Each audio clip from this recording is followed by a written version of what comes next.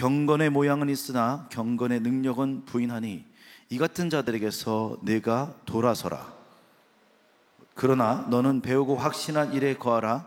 너는 내가 누구에게서 배운 것을 알며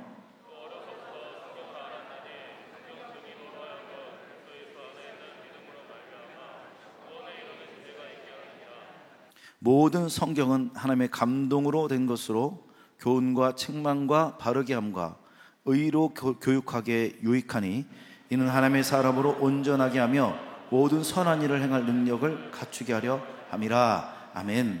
자, 오늘 말씀 제목을 같이 읽어보겠습니다. 보이지 않는 전쟁에서 승리하는 방법입니다. 보이지 않는 전쟁에서 승리하는 방법. 우리에게는 보이지 않지만 하늘과 땅에서는 보이지 않는 전쟁이 지금도 벌어지고 있습니다. 성경은 이 보이지 않는 전쟁을 영적 전쟁이라고 부릅니다. 문제는 이 영적 전쟁은 정말 강렬하게 일어나고 있는데 보이지 않는다는 겁니다. 특별히 성경 가운데서 요한계시록을 보게 되면 보이지 않는 이 마지막 전쟁에 대해서 기록하고 있습니다.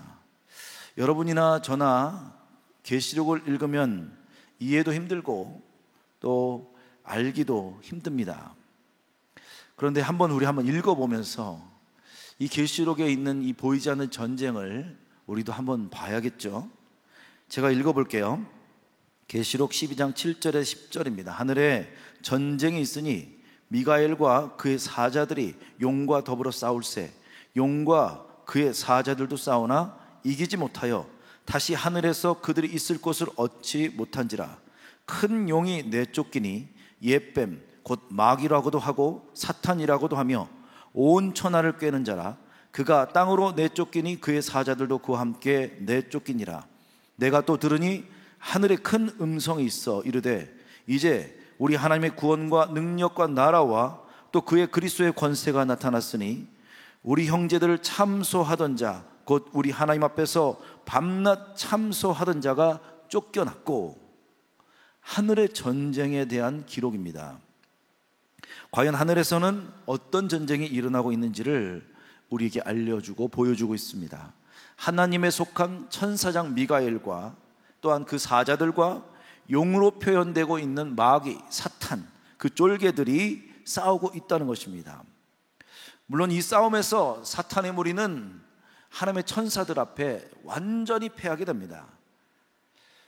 그리고 그 패한 천사들은 하늘에 있을 수가 없었기 때문에 그들은 사탄과 그 부하들이 우리가 살고 있는 이 땅으로 도망왔다, 내쫓김을 받았다라고 오늘 말씀에 이렇게 기록하고 있습니다.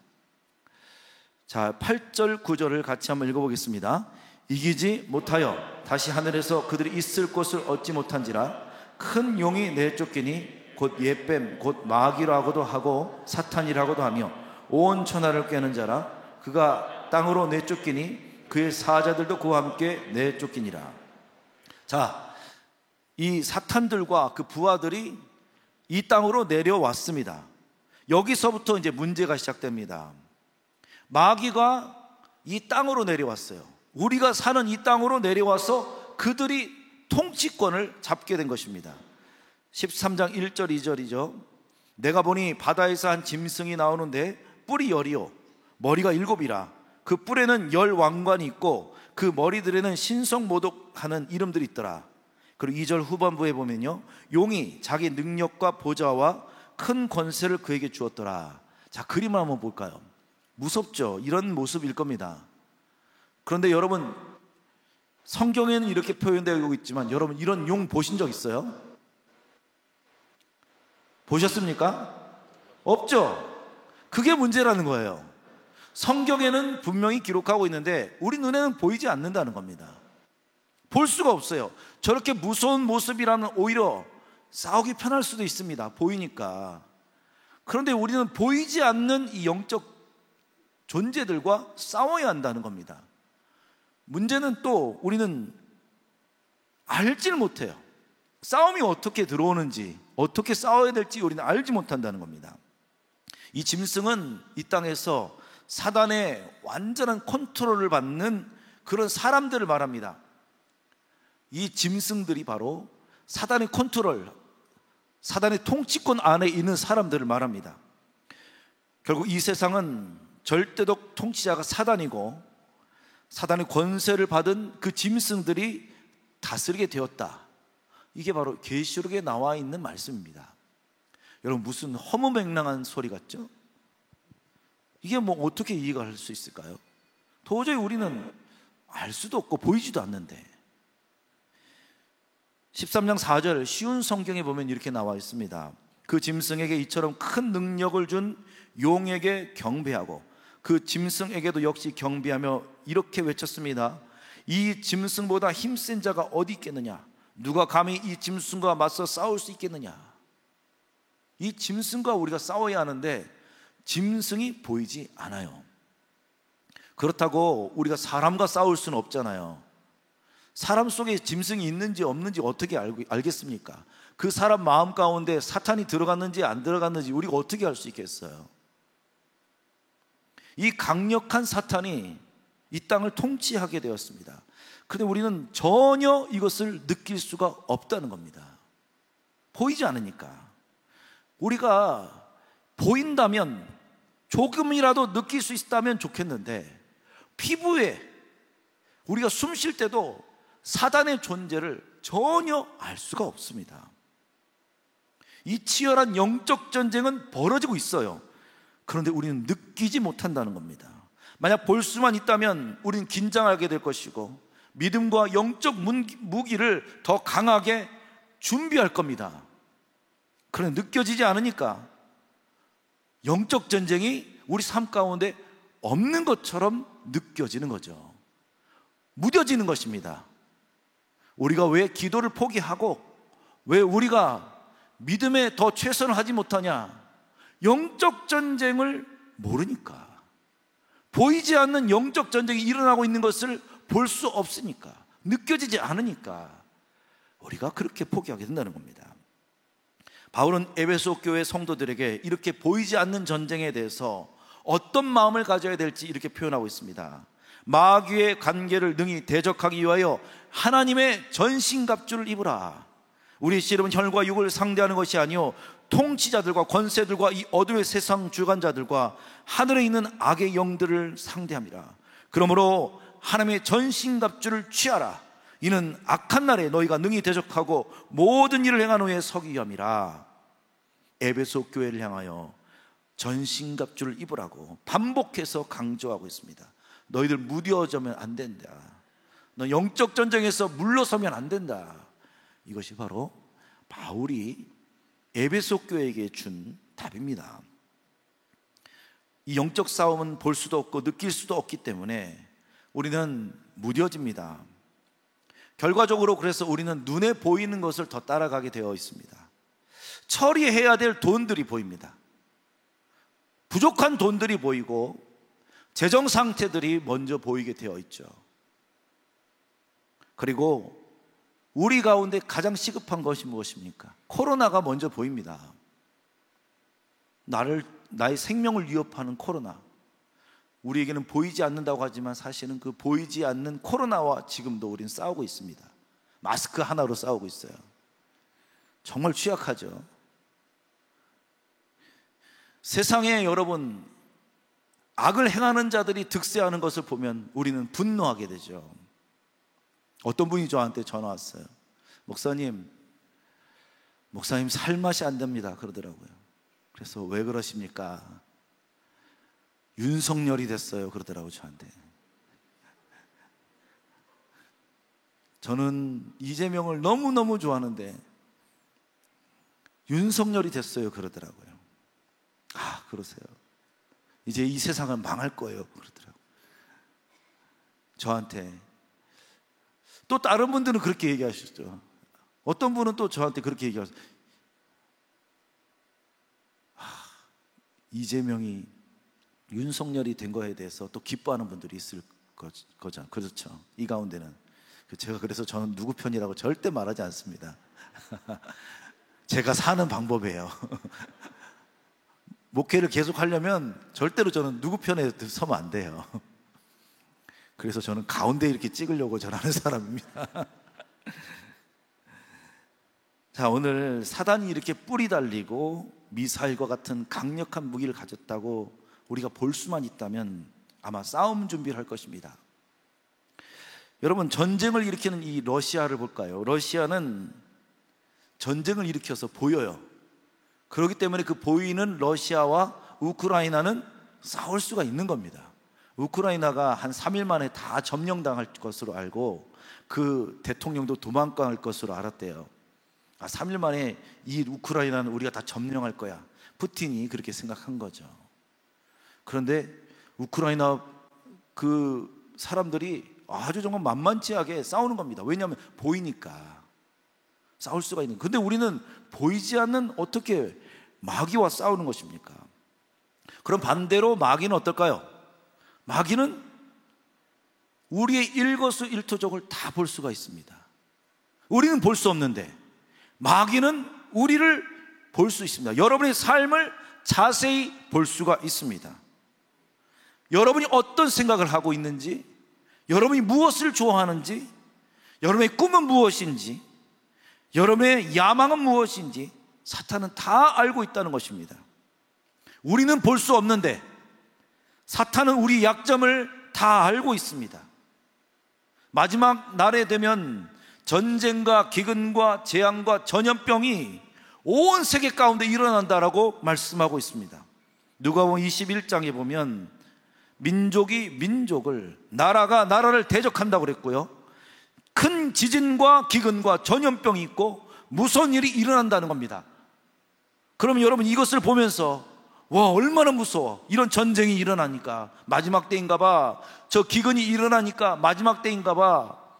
지금 저 남극에는 로마 정도 되는 그 빙하가 녹았대요. 그러면 그 물이 언젠가는 우리 집 안으로 들어올지도 모르고 환경과 기후의 변화가 일어날지 모르고, 이런 모든 보이는 것들은 사실은 중요한 것이 아닙니다. 그런데 우리는 이 보이는 것과 싸우려고 하고 있죠. 진짜 우리는 두려워해야 될 것은 사탄이 보이지 않게 이 땅을 점령해 나가는 것입니다. 전쟁으로, 기근으로, 전염병으로 우리를 정복하는 것이 아니라 사탄은 지금도 보이지 않지만 아주 교묘한 방법으로 싸우고 있다는 겁니다. 사단이 이 땅을 점령하고 있다고 하는 증거들을 보일까요? 그 무엇입니까? 사람들의 성품을 한번 볼까요? 사람들의 성격이 점점 급해지고 있습니다. 사나워지고 있습니다. 그들이 분노를 참지 못하고 있습니다. 그들이 악에 대해서 무감각해지고 있습니다. 감정이 무뎌지고 있습니다. 이 모든 것이 바로 사단이 우리 마음과 우리 삶에 틈타는 증거라는 것을 우리는 알지 못하는 것입니다. 여러분의 재정적 손실보다 더 무서운 것은 우리 감정이 무뎌지는 것입니다. 이르되 우리가 너희를 향하여 피를 불어도 너희가 춤추지 않고 우리가 슬피 울어도 너희가 가슴을 치지 아니하였도다. 사단이 지금 우리 마음과 우리 삶 깊숙이 들어오고 있는데 우리 그것을 알지 못하고 있다는 것입니다. 사탄은 이 땅을 다스리는 통치 도구가 전염병이 아니고 무기가 아니고 전쟁이 아니고 자신의 성품을 이 땅 가운데 계속 심는 것입니다. 사단이 지금 급한 마음, 사나운 마음, 악의 마음, 죄의 마음, 이런 모든 것들을 사람들에게 하나씩 심어가는 것입니다. 그래서 오늘 사도 바울은 디모데에게 이렇게 말씀하고 있습니다. 말세에 고통하는 때가 이른다. 사람들이 자기를 사랑하며 돈을 사랑하며 자랑하며 교만하며 비방하며 부모를 거역하며 감사하지 아니하며 거룩하지 아니하며 무정하며 원통함을 풀지 아니하며 모함하며 절제하지 못하며 사나우며 선한 것을 좋아하지 아니하며 배신하며 조급하며 자만하며 쾌락을 사랑하기를 하나님을 사랑하는 것보다 더하며 경건의 모양은 있으나 경건의 능력은 부인하니 이 같은 자라에서 내가 돌아서라. 사람들이 어떻게 변하고 있는가를 우리는 조심히 자세히 볼 수 있어야 된다는 겁니다. 그것이 우리 가정에 틈타지 않도록, 우리 마음에 틈타지 않도록. 사람들은 지금 어떻게 바뀌고 있습니까? 자기만 사랑합니다. 이기적이 된다는 거죠. 사람들은 어떻게 변하고 있습니까? 돈을 사랑하게 된다는 겁니다. 성경에는 모든 돈은 일만하게 뿌리라고 했는데 사람들이 점점 돈을 사랑하게 된다는 겁니다. 사람들은 교만하고 말할 때마다 공격적이고 부정적인 것을 쏟아놓습니다. 그리고 사단은 부모를 거역하도록 합니다. 권위자를 무시하도록 합니다. 그리고 사단은 감사하지 못하게 합니다. 거룩한 것을 싫어하게 합니다. 사랑의 마음을 빼앗습니다. 복수하려는 마음으로 가득하게 합니다. 용서하지도 않고 용서를 구하지도 않습니다. 절제하지 못하게 합니다. 사탄은 자기 자신을 컨트롤할 수 없을 정도로까지 우리를 만듭니다. 음란이나 게임이나 스마트폰이나 술, 담배, 마약, 쇼핑, 이런 모든 것으로 우리를 절제하지 못하게 합니다. 사단은 우리를 아주 사납게 만듭니다. 우리는 사나운 사람이 아닌데 사나운 것이 우리 본성인 양 화를 내게 합니다. 사단은 누가 잘 되는 것을 싫어합니다. 그리고 사단은 배신합니다. 이 땅에 사기꾼들이 얼마나 많아지고 있습니까? 과학이 발달하면 발달할수록 보이스피싱으로 사람들을 괴롭히고 있습니다. 거짓말을 눈도 깜짝이지 않고 합니다. 사단은 우리에게 계속 조급하게 합니다. 그래서 땅을 사야 되고 돈을 마련해야 되고, 사단은 쾌락을 사랑하게 합니다. 사단은 하나님을 자기 마음에 두기를 싫어합니다. 이 모든 것들이 사단의 성품입니다. 그것을 인간들에게, 사람들에게 심는다는 것이죠. 이 모든 것을 심으려고 해서 보이지 않지만 지금 이 성품 전쟁이 일어나고 있다는 것입니다. 한번 따라서 해볼까요? 성품 전쟁이다. 성품 전쟁이 일어나고 있다는 겁니다. 보이지 않으니까 모르는 거예요. 우리는 보이면 싸울 텐데, 이 하나님의 성품이 아닌 사단의 성품으로 내 마음과 내 삶이 잠식당하고 있는데 우리는 그것을 놓치고 있다는 것입니다. 그러면 하나님께서 원하시는 성품 뭘까요? 갈라디아서 5장 22절과 23절 말씀을 같이 읽어보겠습니다. 다 같이 읽겠습니다.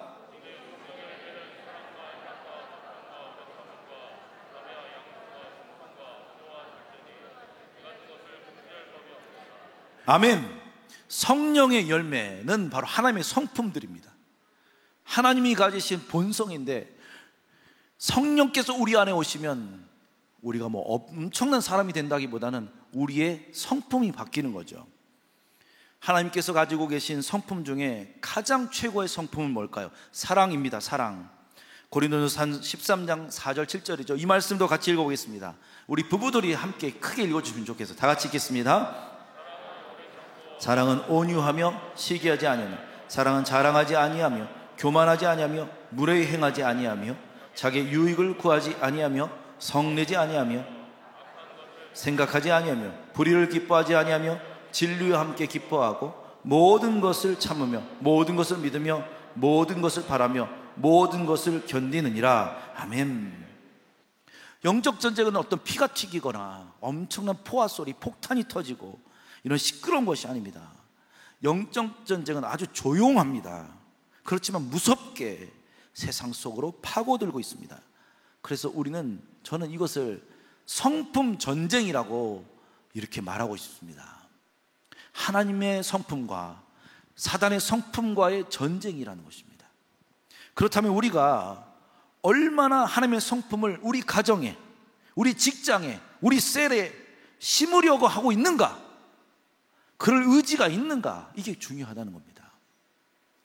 우리 자녀에게 하나님의 성품을 어떻게 심을 것인가, 내 삶 가운데 하나님의 성품이 어떻게 들어올 것인가. 전도가 무엇입니까? 사단이 심어놓은 그 성품을 무너뜨리고 그 사람 속에 하나님의 성품을 심는 겁니다. 아멘이십니까? 그래서 우리가 하나님의 성품을 가져야 한다는 것은 그냥 거룩하게 되라 이런 말이 아니에요. 착하게 살라 이것이 아닙니다. 열심히 살라는 것도 아닙니다.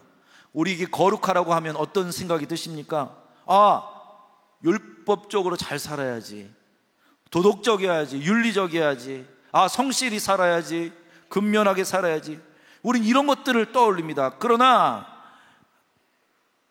거룩하게 살라고 하는 말은 뭐냐면 하나님의 성품이 우리 가운데 임하도록 해야 된다는 거예요.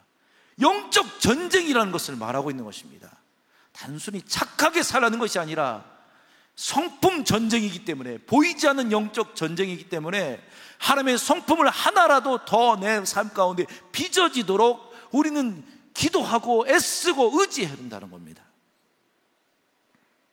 오늘 여러분, 사단은 원래부터 어떤 성품을 가졌습니까? 하나님을 대적하고 미워하는 성품이 있잖아요. 교만했잖아요. 그래서 그 교만과 미움과 모든 것들을 지금 이 땅 가운데 심고 있습니다. 엄밀히 말하면 전쟁도 성품과의 전쟁입니다. 여러분, 푸틴이라고 하는 사람이 지금 러시아에서 전쟁을 일으켰는데, 그 푸틴이 지금 왜 전쟁을 일으켰을까요? 조급함에서 시작된 거예요. 조급함. 자기의 지금 상황이 굉장히 안 좋거든요. 곧 있으면 대통령에서 물러나야 될 것 같은 거예요. 자기의 비리들, 자기의 더러운 모습들, 자기가 그동안 착복했던 모든 돈들이 다 날아가게 생긴 거예요. 대통령에서 물러나게 되면. 그리고 주위에 있는 사람들을 봤더니 다 나랑 똑같은 놈들만 있는 거예요. 주위에 모든 군 장성들이 다 똑같아요. 얼마나 다 거짓말쟁이고 다 타락했는지 모르는 겁니다. 얼마나 러시아 이 정부가 정말 더럽고 추악한지. 그리고 그 재정 아깝잖아요. 자기 돈, 그걸 다 일일이 숨겨놨는데 자기가 만약에 대통령에서 물러나면 어떻게 될까요? 빼앗길 수 있잖아요. 그리고 자기는 돈을 지키기 위해서 대통령을 하게 된 겁니다. 조급하게 되는 거죠. 전쟁밖에 자기의 돈과 자기의 지위를 지킬 방법이 없던 것입니다. 그 마음을 누가 넣었을까요? 누가 넣었을까요? 사탄이 넣은 거예요. 이게 영적 전쟁이라는 것입니다. 그 마음이 있으니까 전쟁은 결과라는 것입니다. 보여지는 것으로 나타나는 거죠. 우리도 마찬가지입니다. 성품의 결과로 우리의 삶의 능력이 나타날 수도 있고 실패가 일어날 수 있다는 것입니다. 하나님께서 우리에게 주신 이 성품이 무뎌지면 안 된다는 것입니다. 히브리서 4장 12절 말씀을 다 같이 읽겠습니다. 하나님의 말씀은 살아있고 활력있어 좌우의 날선 어떤 검보다도 예리하여 혼과 영과 관절과 골수를 찔러 쪼개기까지 하며 또 마음의 생각과 뜻을 판단하시니, 우리의 하나님께서 주신, 나에게 주신 이 성품을 날이 서도록 예리하도록 우리는 계속 다듬어야 된다는 거예요. 이것이 바로 무기가 된다는 것을 여러분 깨달으시기 바랍니다. 사단의 원수를 이길 수 있는 방법은 하나님께서 나에게 주신 성품이라는 것입니다. 우리가 찬양을 잘하고 예배를 잘 드린다고 사단이 무서울까요? 아닙니다. 하나님께서 내게 주신 이 성품이 예리해질 때, 이것이 더 날카로워질 때 사단은 두려워합니다. 사단이 그래서 우리를 무너뜨리는 방법 중에 하나가 뭘까요? 성품을 무너뜨리는 거예요. 내 마음을 혼란스럽게 하는 거죠. 갑자기 막 가정에 가서 화가 나게 하고 상처 주는 말을 하게 하고 자녀들을 볼 때마다 한심하게 보게 하고 가정을 보니까 너무 답답해 보이게 하고, 이런 모든 것들이 바로 사단이 우리의 마음을 무너뜨리는 것입니다. 그래서 우리의 가정을, 하나님의 나라가, 하나님의 성품이 심겨지지 못하도록 하게 되는 거죠. 여러분, 제가 2주 전에 여러분에게 부탁을 드렸던 것을 기억하십니까? 우리 아버지들은 회사에서, 직장에서, 여러분의 일터에서 정말 힘들고 짜증나고 화가 나는 일이 있어도 집에 들어갈 때는 여러분의 얼굴을 바꾸라고 하셨잖아요. 그렇죠? 맞죠? 얼굴을 바꿔라. 기쁨의 얼굴로 가정에 들어가라. 이렇게 말씀드렸습니다. 그렇게 하셨습니까? 하셨습니까? 우리 장무종 권사님 그렇게 하셨습니까? 예. 지난주에 하셨다고 했어요. 저한테 말씀을 해주셨어요. 그런데 여러분은 하다가 하려고 했는데 안 된 적 있잖아요. 실패한 적 있잖아요. 언제 실패했습니까? 마음을 가다듬고 웃는 얼굴로 딱 들어갔어요. 그런데 갑자기 아내가 뭐라뇨? 서부터 씻어! 이러는 거예요. 더러워. 막 인내하고 절제하고 자기는 정말 기쁨의 마음으로 집에 딱 들어갔는데, 밥때 좀 맞춰서 오지 그냥. 이놈의 집구석 지긋지긋해. 여러분, 이 마음을 듣는 순간 우리는 온유의 마음, 인내의 마음들이 싹 사라지는 거죠. 난 잘하려고 들어갔는데 그때부터 또 싸움이 시작되는 겁니다. 오늘 그렇게 되면 우리가 또 포기하게 되는 거죠. 이것이 여러분 사단이 원하는 것입니다. 사단이 원하는 거예요.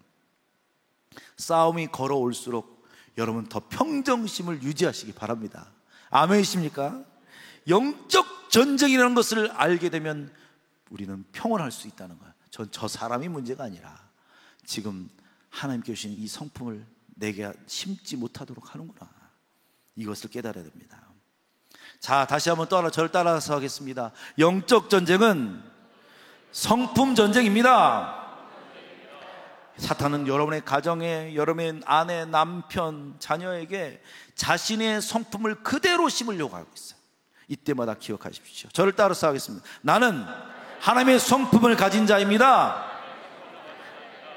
나는 하나님의 형상이 심겨진 자입니다. 나는 이 땅에 하나님의 성품을 심을 자입니다. 계속 반복해서 고백하시고 선포하십시오. 나는 어떤 사람인가? 나는 어떤 사람인가? 그리고 그 아내를 향하여, 여러분의 가정을 향하여, 자녀를 향하여 축복하고 감사하는 마음을 품으시길 바랍니다. 아멘이십니까? 사랑하고 축복하시기 바랍니다. 처음엔 이것이 잘 안 될 겁니다. 그래서 여러분에게 연습하라는 것입니다. 예수님은 이 땅에 하나님의 성품을 심기 위해서 오셨습니다. 예수님의 모든 능력은 하나님의 성품에서 나오는 것입니다. 마태복음 11장 29절이죠. 같이 읽어보겠습니다. 나는 마음이 온유하고, 그러면 너희 마음이 쉼을 얻으리라. 예수님의 대표적 성품은 온유와 겸손입니다. 예수님은 온유와 겸손으로 이 세상을 구원하셨고, 예수님은 이 땅에 많은 사람들을 쫓아다니지 않으셨어요. 그런데 예수님의 그 온유하고 겸손함 때문에 많은 사람들이 예수님을 사랑하고 존경하고 따랐다는 겁니다. 그럼 예수님의 그 온유함은 뭘까요? 이번에 우리가 말씀을 통해서, 리더 세미나를 통해서 배웠죠. 제가 설명해 보겠습니다. 온유한 사람은 스스로 변호하지 않습니다. 그리고 예수님께서 보여주시는 온유함은 도수장으로 끌려가는 양과 같습니다. 예수님은 억울하고 비참한 상황에서도 자기 입을 열지 않았습니다. 온유한 사람은 강제로 사람을 끌려고 하지 않습니다. 온유한 사람은 자신을 변호하지 않습니다. 온유한 사람은 힘으로 해결하지 않습니다. 온유한 사람은 강요나 간섭하지 않습니다. 온유한 사람은 불평하지 않고 저주하지 않습니다. 부정적인 말을 열지 않습니다. 예수님처럼 온유한 사람은 화평케 하고요, 그 사람에게는 화평케 하는 영이 함께 하십니다. 온유한 사람은 상황에 따라 변하지 않습니다. 어떤 상황에서도 성내지 않습니다. 온유한 사람은 쉽게 분노와 화를 품지 않습니다. 예수님은 이 성품으로 사탄과 싸우셨습니다. 예수님께서는 이 땅에서 온유함으로 사탄과 싸우셨어요. 그리고 그 성품을 십자가까지 가져가셨습니다. 이것이 바로 우리에게 보여주신 예수님의 몸이라는 겁니다. 예수님은 보이는 사람들과 싸운 것이 아니라는 거예요. 이 세상에 심겨진 사단의 성품들과 싸우셨다는 것입니다. 아멘이십니까? 자, 이제 여러분에게 결론으로 말씀을 드릴 겁니다. 우리가 성경 가운데 가장 온유한 사람의 대표적인 사람을 우리는 모세라고 이야기합니다. 하나님께서는 그 모세를 엄청나게 다듬으셨죠. 장장 80년이라고 하는 세월을 하나님께서는 모세를 다듬으셨다는 겁니다. 하나님께서는 모세를 이 모세를 내가 10년 안에 잘 다듬어서 저 애굽에 가게 해서 나의 백성들을 구원해야지. 그때가 40세였어요 40세. 그래서 내가 10년만 내가 광야에서 좀 훈련시켜야겠다. 그래서 미디안 광야로 보냈습니다. 그때가 언제인 줄 아십니까? 이스라엘 백성들이 390년 동안 애굽 백성, 애굽의 노예로 살았던 때라는 것입니다. 하나님은 40세에 광야로 모세를 데려갔어요. 그리고 50세 되면 얘를 이제 애굽으로 보내서 나의 백성을 구출해야겠다, 그런 마음이 있었어요. 그런데 광야에서 모세는 몇 년이 있었습니까? 40년이 있었다는 것입니다. 그러면 30년이 더 걸렸다는 거예요. 창세기 3장 15장 3절이죠. 같이 읽어보겠습니다. 여호와께서 아브라함에게 이르시되 너는 반드시 알라. 네 자손이 이방에서 객이 되어 그들을 섬기겠고 그들은 400년 동안 네 자손을 괴롭히리니. 아브라함에게 말씀하셔서 400년 동안 이스라엘 백성들이 괴롭힘을 당할 것이다. 그런데 이스라엘 백성들이 애굽을 떠날 때는 430년이 지난 것입니다. 30년이 더 지난 것입니다. 출애굽기 12장 40절과 41절이죠.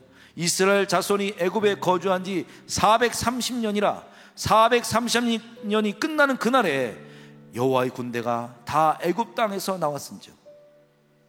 여러분, 하나님은 분명히 400년 그때 너희들을 구출해낼 것이라고 말씀하셨는데 지금 성경에 보면 30년이 더 지난 것입니다. 하나님께서 연도를 잘 기억하지 못하고 실수해서 그럴까요? 아닙니다. 왜 이스라엘 백성들을 30년이나 더 오랫동안 애굽 백성의 노예로 살게 하셨을까요? 왜 400년이라고 하시고 30년이 더 지나도록 그렇게 허용하셨을까? 그 이유는 바로 모세 때문이라는 것입니다. 하나님께서는 광야에서 모세의 성품을 더 빚으시기 위해서 10년 정도면 충분하다고 생각했는데 모세의 성품이 잘 다듬어지지 않는 거예요. 그 마음과 그 생각이 다듬어지지 않는 것을 보면서 모세를 더 다듬고 빚으시는데 30년이 더 걸리신 것입니다. 하나님께서는 더 빨리 백성을 구출하고 싶었지만 모세의 성품이 만들어질 때까지 기다리신 것입니다. 30년이 지체된 것입니다. 그렇다면 여러분, 우리가 성품이 만들어지면 만들어질수록 우리 하나님의 나라는 우리 가정과 우리 삶과 우리 자녀, 우리 가정 가운데 더 빨리 임하게 된다는 것이죠. 나 때문에 우리 가정에 사단이 더 역사하고 있다는 것입니다. 여러분, 나의 성품이 빚어진 데 지체되면 우리 가정이 고통을 받습니다. 우리 자녀가 고통을 받게 된다는 것입니다. 우리 나의 자녀들이 영적 싸움에서 무기력하게 패하는 이유는 나의 성품의 전쟁이 시작되지 않았기 때문입니다. 우리 자녀들이 기도를 포기하는 이유는 나의 성품 때문입니다. 항상 조급하고 그리고 기다리지 못하고 영적인 것을 신뢰하지 못하고 하나님을 신뢰하지 못하는 성품 때문에 자녀들이 기도를 하지 못하는 거예요. 자녀들이 비전을 붙잡지 못하는 이유는 그것도 내 성품 때문입니다.